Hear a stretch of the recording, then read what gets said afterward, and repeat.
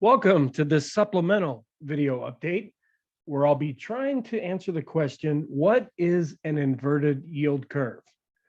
And there's been a lot of this in the news lately. I'm recording this on Tuesday, March 29th, 2022. This is an ever-changing situation. However, the information that I'm going to cover is pretty much good for all times. What we're looking at right now, though, may be different than what we see a week from now or what we saw from a month ago.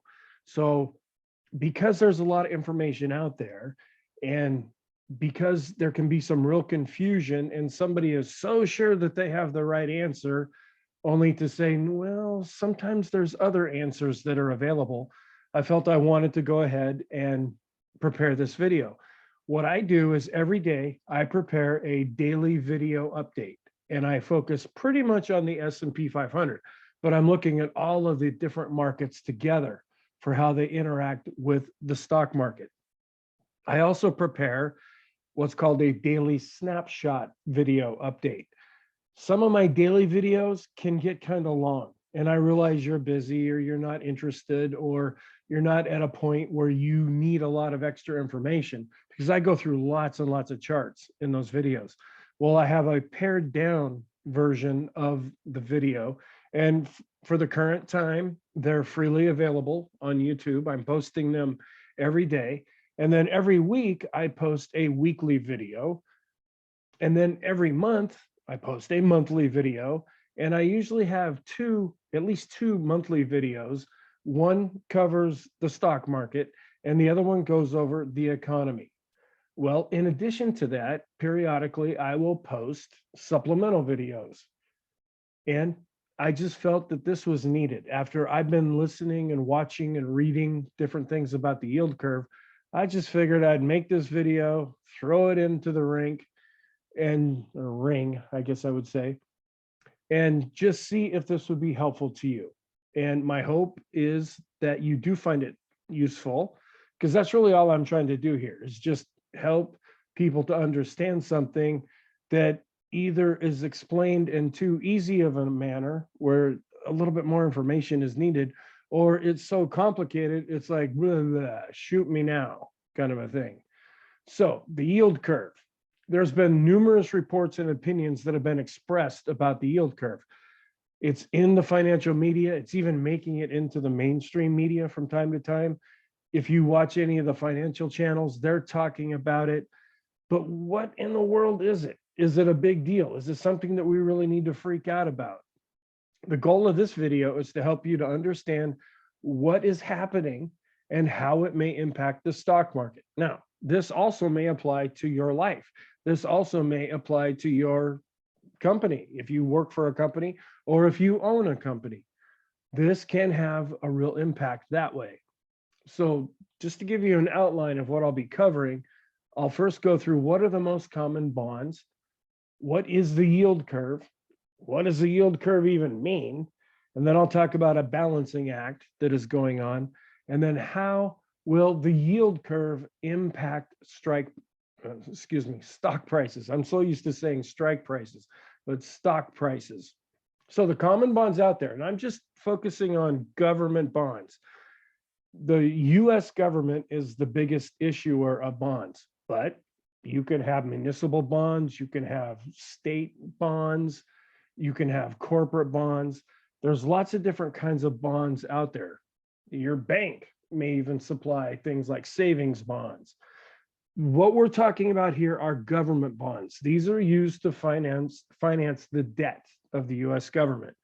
And there's typically a lot to choose from. You can have a 30-year bond, 20, 10, 7, 5, 2-year.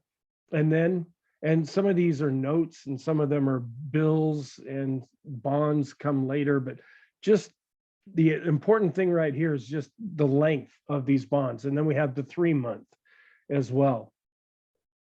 So the yield curve is the distance between different interest rates for different maturities of treasury bonds. So if you have a 10-year bond, what is the interest rate right now of that 10-year bond? Okay, what is the current interest rate on the 30-year bond? And what's the difference between the two? That's all we're talking about here. Whenever you have a bond, they're first created in what is called the primary market. Okay, we're going to create this bond and we're going to put them up for auction. We're going to make them available for people to buy. Somebody can then put down a chunk of money, maybe 10,000, 100,000, $1 million. And then that bond basically is loaning money, in this case, to the US government. Well, what are you going to get for that? Just handing your money over to the government? Well, you are paid interest. And government bonds, especially in the US, are considered to be the safest investments available. So there's never been a default on these bonds. And the hope is that that will always continue into the future. So they don't get as high of interest rate because it's a risk versus reward situation. If you want a very good rate of return, you're going to have to get into a riskier bond. That's not what we're talking about here. These are just government bonds.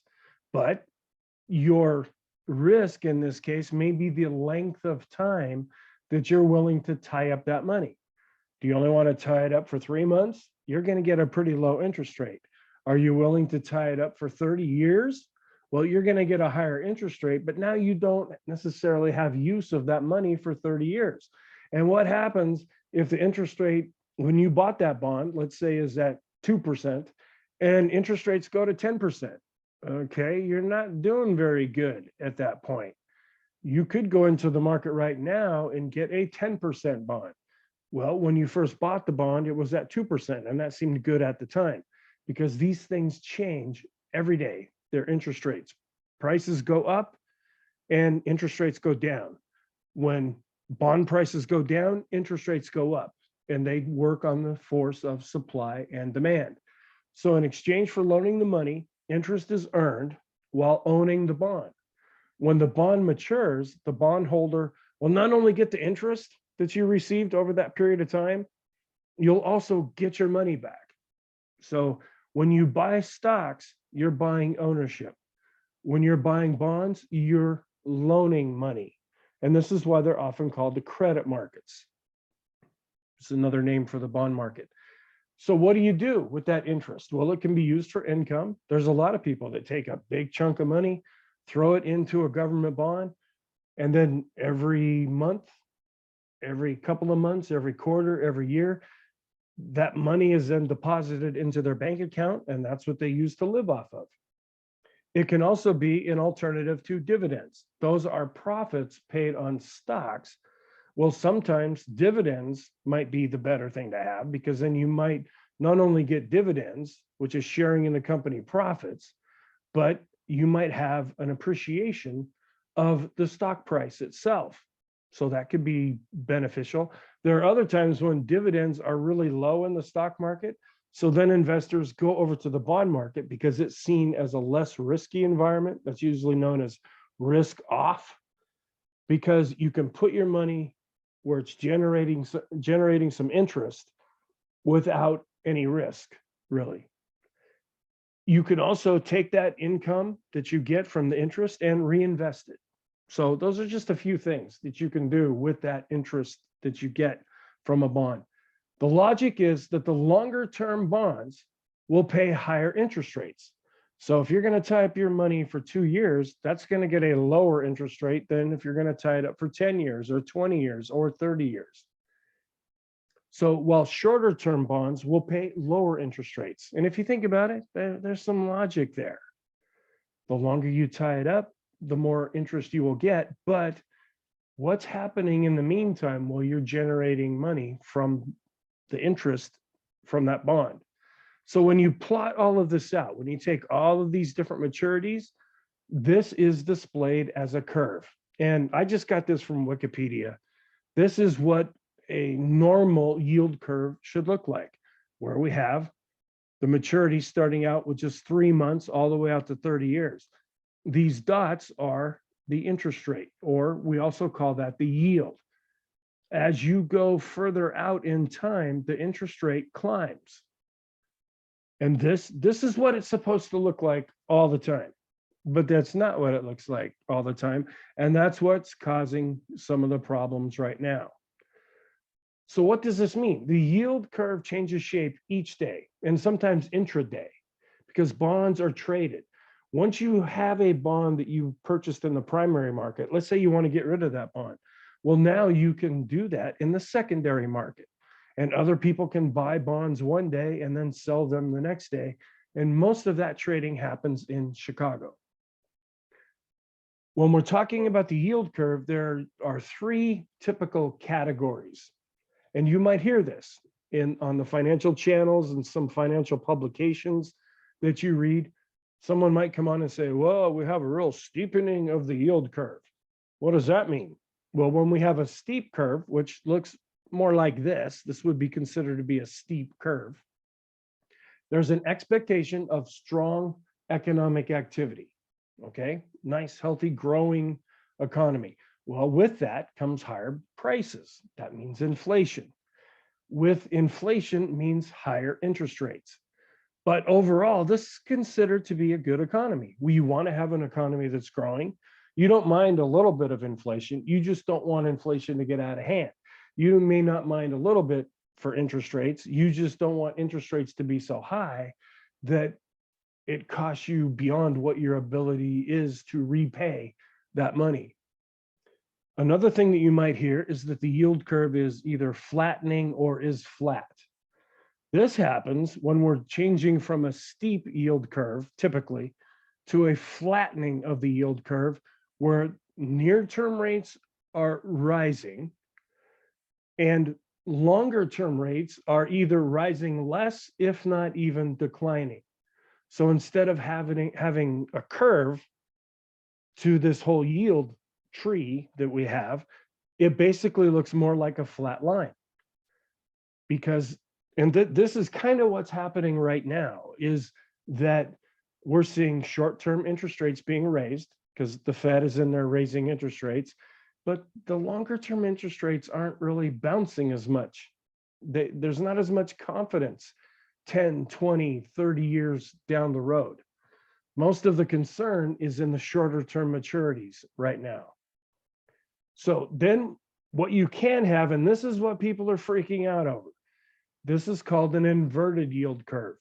This is when longer and shorter yields flip. So you can actually get to the point where a 3-month, a 2-year, a 5-year yield is higher than a 20 or a 30-year yield. And that is an inverted yield curve. This often signals that there's some kind of an economic slowdown, such as a recession. So there's some kind of problems. If everything was going fine, we would have more of a steep yield curve. Well, when it gets inverted, not only have we flattened, but we've actually gone backwards a little bit. So the Fed is then, and the Fed, part of the Fed is the FOMC. They're the people that meet about every 6 weeks to decide should short-term interest rates be raised, lowered, or stay the same.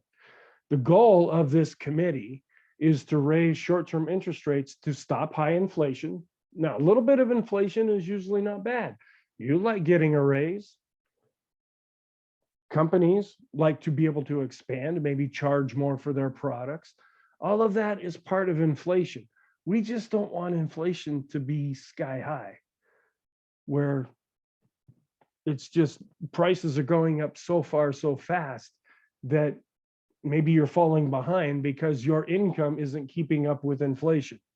But the goal of the Fed or the FOMC is to stop high inflation or out of control inflation without hurting longer term economic growth. And that's the balancing act that they try to play. And you'll hear this sometimes being touted around. They always are trying to achieve a soft landing. Well, that's never happened. They keep talking about it, they keep hoping for it, they keep shooting in that direction, but it's never happened, and it most likely never will. The US economy and then the global economy is so complicated, you can't put it in that simple of terms. There's just too many variables that are being thrown around.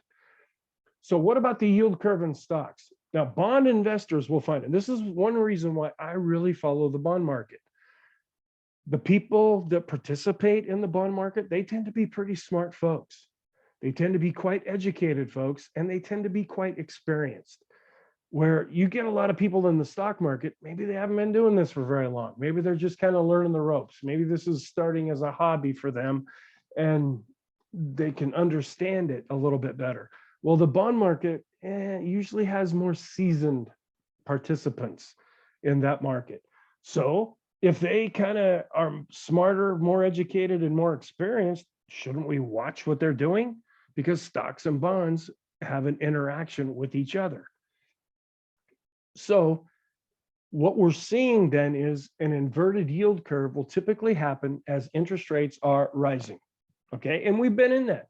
There have been times when we've been in rising interest rate environments, but it's moved up in such a way so that there has not been any kind of an inverted yield curve. And then what can happen as interest rates are rising? Now, some environments, and I've done some videos on this before, it shows that just because interest rates are going up does not mean that stocks have to go down. If you think about it, there's some logic there. The company is making money, they're showing more profits. Well, to avoid inflation getting out of hand, the Fed will raise interest rates, but the company still keeps growing. As the company grows, stocks increase their revenue, which ultimately comes through to their profits. And now you can justify paying a higher price for that stock. It's just when the two become unbalanced with each other, that's when things can become a mess. So stock prices are then influenced by rising interest rates because it costs more to borrow money, just like with people.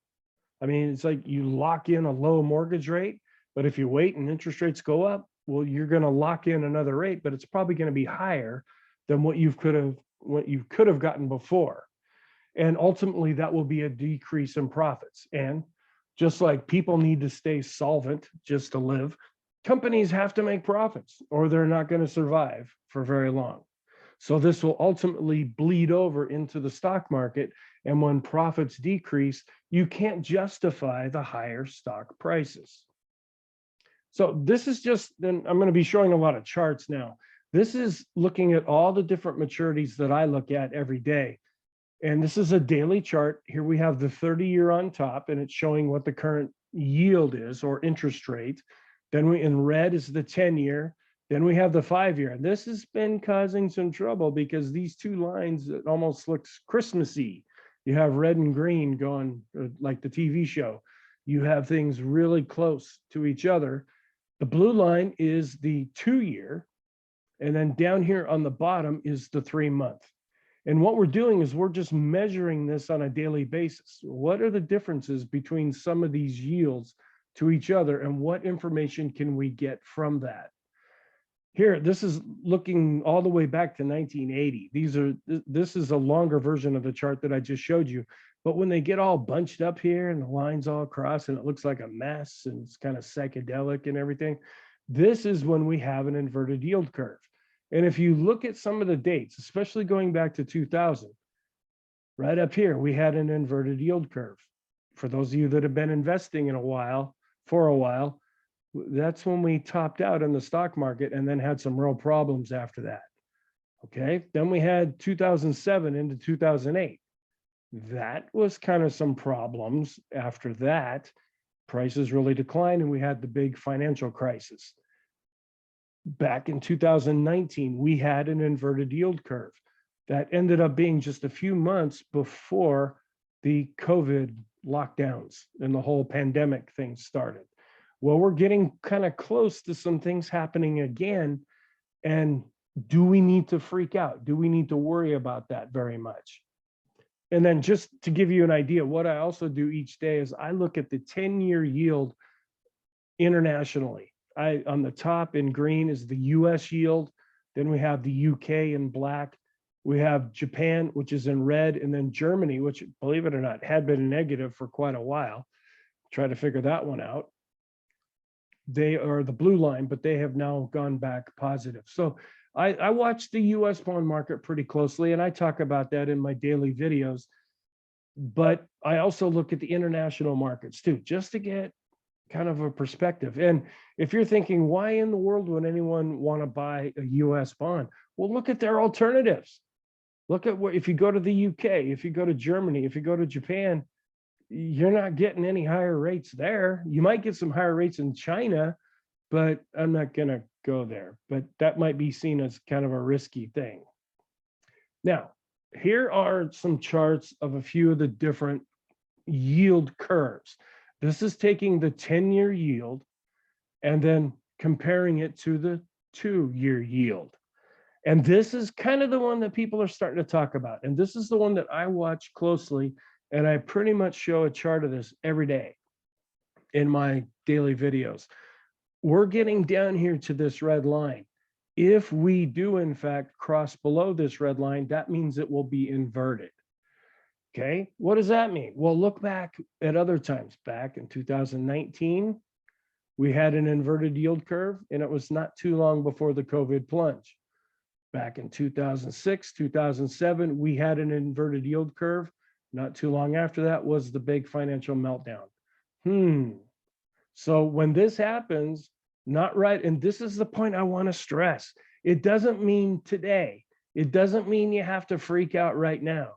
Once this does happen, if it does happen, we still have some time. We just need to put this in the back burner and say, okay, we're showing inverted yield curves across multiple maturities. I know it's there. There's probably going to be an economic slowdown in the future, but I don't need to freak out right away. Okay, here's another one. This is another one that people watch. It's the 10-year against the 3-month. Now, this is kind of posing a little bit of a problem right now. This current yield curve is actually increasing. We inverted not long before the COVID plunge, but we've been increasing. You look here, the 2 to 10 to the 2, that's decreasing. The 10 to the 3-month, that's increasing. Okay, so we're getting some mixed signals right now. Then another one, and this is a gentleman named Edward Yardeni, and he's got a great website, and he writes great books, and he's probably the rock star of the bond market these days. Used to be Bill Gross, but anyway, I got this from his website where he thinks that the best yield curve to be looking at is the 10-year against the Fed funds rate. Okay. And this shows, the latest one that I could find, it shows that this is also advancing right now. Okay. Then we can look at another one. How about the spread between the 10-year and the 5-year? That has actually already gone inverted. You remember that chart a few back when I showed the red, green? That's this that's going on back and forth right now. Well, what's happened before? Does it mean that things are going to go terrible? Well, we inverted back here in 2006. Okay, yeah. Some things ended up going bad not long after that. In 2000, yeah, some things ended up going bad after that. Okay, so what we want to do is watch all of these, because in some of them are telling us different stories. Then we can also look at the 30-year to the 5-year. Last time it went inverted was 2006, and that was way before we topped out in the stock market. Well, we're kind of getting down here again. So it doesn't mean that things are going to turn overnight. It just means beware of the situation. An article that I read that I found on Reuters, and I'll put the link down below the video here. I'd really recommend it. It's just an explainer article. It talks about the yield curve flattening and inversion, and what is it telling us? And it's written more in common language that most folks can understand. And I really would recommend reading that. In fact, I have some screenshots from that. This is what it looks like today. That's the red line up here on top. You can see where it's flattening when you compare it with the look of other yield curves. The yellow was what it was 2 months ago. And this article came out March 28th. And then if you go over to the orange line, that was 1 month ago. And then 3 months ago, this was a lot healthier looking from a yield curve basis, where you're seeing it, this would be more of a steep yield curve. Well, what's been happening over the last few months is we've been seeing this flatten out, and it's portending to some kind of trouble in the future. And down at the bottom, an upward sloping curve indicates strong economic times, while flat or downwards show the opposite, which means weak economic times. Here's another one. This is the 5 to 30. Theirs looks a little prettier than mine. But what has happened? Well, we went inverted in 2000 and then hit a recession after that. We didn't go inverted back here before the financial crisis from the 5 to the 30. We went a bit, no, we didn't go inverted here either, but we still hit the pre-COVID recession, or the COVID recession, because this happened before that. But now we're getting down to the point where we're going inverted. What does that mean? We're not really sure right now. Another one, this is a spread between 3-month and 10. And I have a chart of that. It's showing that this one is actually advancing. So it's been widening. We're getting steeper. Here's the 10 to the 2. Also, it went inverted, then we had a recession. Went inverted, then we had a recession. Went inverted right before COVID, we had a short recession. We're starting to get down to this level right now. And then this is what the yield curve looks like as of today. Well, I should say as of March 28th. This was the close after Monday, March 28th. It's really showing a steepening at the front, and we're starting to invert in the middle, going up and then actually declining. Further out we go. And this changes all the time. Now, another article that you may want to read, it's put out by the Fed, and it's at the Federal Reserve's website. I looked through it. I didn't read it word for word, but a lot of times when I read government sponsored or government supplied reports, I end up more confused after reading them than I did before. But this might be something that some of you might find useful. So you can just put this into Google. Don't fear the yield curve reprise, and turn up the cowbell. Some of you will know what I'm talking about. So what's our conclusion based on this? Be aware of dogmatic opinions. I've been watching videos. I've been reading articles. I've seen all kinds of different things saying, this is it, and this is what's going to happen. We can't say that right now. We're seeing different scenarios. Part of the yield curve is widening. Part of it is flattening. Part of it is even inverted already. So if somebody says this, I guarantee this is always going to happen, be aware of that. And not just when it comes to this, but pretty much anything in life, let alone the stock market. If somebody has a real, this is a definite answer, it's fact, you can take that to the bank, be real leery of that. And also understand that there can be lengthy periods, whether months, even up to years, from the time we do see an inverted yield curve until the economy has severe problems, anywhere from 6 months to 2 years. So just because it happens doesn't mean you need to change everything right now. It just means you need to get a plan in place for what you're going to do. And you need to realize that this is out there and it's probably not going to go away, because there can be serious lag time here. And just start to get ready. And if watching my daily videos will help you, great. I'm posting them every day. And then the idea is to study good information often. You can't just let this, we don't live in a buy it and forget it kind of an environment anymore.